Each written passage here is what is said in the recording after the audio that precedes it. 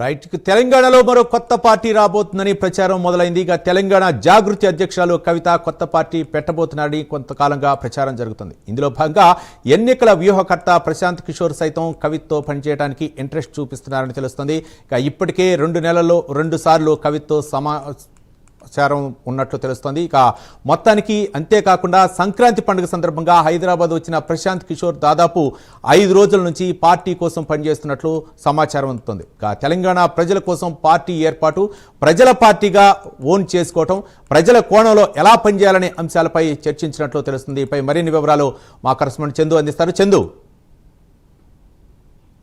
తెలంగాణ జాగృతి అధ్యక్షురాలు కవిత కొత్త పార్టీ దిశగా వర్కౌట్ అయితే చేస్తూ ఉన్నారు. అయితే ఆమెతో కలిసి పనిచేసేందుకు ఎన్నికల వ్యూహకర్త ప్రశాంత్ కిషోర్ సిద్ధంగా ఉన్నట్టు తెలుస్తుంది. ఇప్పటికే కవితతో పలుమార్లు ప్రశాంత్ కిషోర్ భేటీ అయినట్లు తెలుస్తుంది. గత 2 నెలలుగా 2 సార్లు ఇప్పటికే భేటీ అయ్యారు. సంక్రాంతి సందర్భంగా కూడా కవిత ఫామ్ హౌస్లో ప్రశాంత్ కిషోర్తో మంతనాలు చేసినట్లు కూడా మనకు స్పష్టంగా సమాచారం అందుతుంది. ప్రధానంగా చూసినట్టయితే గత కొంతకాలంగా కవిత మొత్తం అన్ని జిల్లాల్లో తిరుగుతున్నారు. అన్ని జిల్లాలతో అనేక మందిని కలుస్తున్నారు, మేధావులను కలుస్తున్నారు, కళాకారులను కలుస్తూ ఉన్నారు, వాళ్ళతో మాట్లాడుతూ ఉన్నారు. అదేవిధంగా ఏదైతే ప్రజలకు సంబంధించిన సమస్యలపై అడ్రస్ చేస్తూ వస్తున్నారు, మరోవైపు బీఆర్ఎస్పై దాడిని కంటిన్యూ చేస్తూ వస్తున్న క్రమంలో ప్రశాంత్ కిషోర్తో కలిసి పనిచేసేందుకే కవిత ఆసక్తి చూపిస్తున్నట్టు తెలుస్తోంది. అందులో భాగంగానే ఆయనతో అనేక విషయాలు కూడా ఆమె షేర్ చేసుకున్నట్టు కూడా మనకు చాలా తెలుస్తుంది. ముఖ్యంగా తెలంగాణ ప్రజల కోసం పార్టీ ఏర్పాటు, అసలు పార్టీ పెడితే ప్రజల్లో ఎలా ముందుకెళ్తుంది, అసలు ప్రజల కోణంలో పార్టీ ఎలా ఉండాలి అనే అంశాలన్నింటిపైన కూడా ప్రశాంత్ కిషోర్తో సుదీర్ఘంగా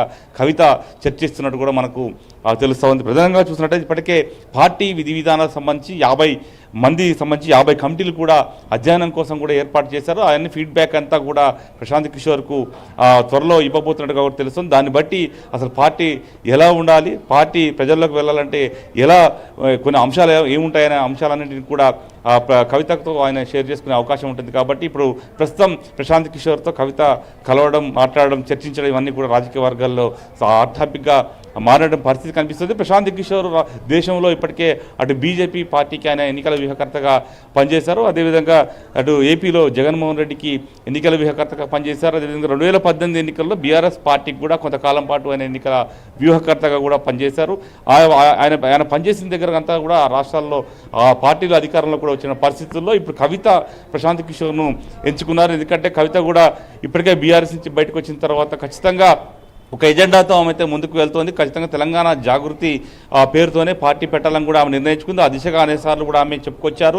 ఖచ్చితంగా వచ్చే ఎన్నికల్లో పోటీ చేస్తాం, మా అభ్యర్థులు కూడా పోటీ చేస్తారని కూడా చెప్పుకొచ్చిన క్రమంలో పార్టీ ఏర్పాటుపై మాత్రం ఆమె చాలా సీరియస్గా వర్కౌట్ చేస్తూ ఉన్నారు. గత కొద్ది రోజులుగా ఆమె జిల్లాల పర్యటనకు కూడా విరామం ఇచ్చారు. విరామం ఇచ్చి మొత్తంగా కూడా పార్టీ ఏర్పాటు పైనే ఆమె చర్చిస్తున్నట్టు కూడా మనకు చాలా స్పష్టంగా అర్థమవుతోంది. ఇప్పటికే జనం బాట పేరుతో ఆమె అంతా కూడా జనాల్లోనే తిరిగారు. గత 18 నియోజకవర్గాల్లో కూడా జనంబాట కార్యక్రమం కొనసాగించారు. ప్రస్తుతం ఆమె మాత్రం పార్టీ సంబంధించినటువంటి ఏర్పాట్లో నిమగ్నమై ఉన్నారు. ముఖ్యంగా పార్టీ గుర్తు కావచ్చు, పార్టీ జెండా, ఇవన్నీ అంశాలపైన ఆమె సుదీర్ఘంగా చర్చిస్తున్నట్టు తెలుస్తుంది. అందులో భాగంగానే ప్రశాంత్ కిషోర్తో సుదీర్ఘంగా మంత్రాలు కొనసాగించారు. సంక్రాంతి హాలిడేస్ ఏవైతున్నా ఆ హాలిడేస్ సమయంలో దాదాపు 5 రోజుల పాటు ఆమె ప్రశాంత్ కిషోర్తో ఫామ్ హౌస్లోనే చర్చించినట్టు కూడా మనకు చాలా స్పష్టంగా సమాచారం అయితే అందుతోంది. ఎందుకంటే ఇప్పటికే ఒక పార్టీ పెట్టాలంటే మాత్రం చాలా ఖర్చుతో కూడుకున్న పని, అదేవిధంగా ప్రజల ఆమోదం కూడా లభించాలి. కాబట్టి ప్రజల్లోకి వెళ్ళాలంటే ఖచ్చితంగా ఒక రాజకీయ ఎజెండా కూడా బలంగా ఉండాలి. ఆ బలంగా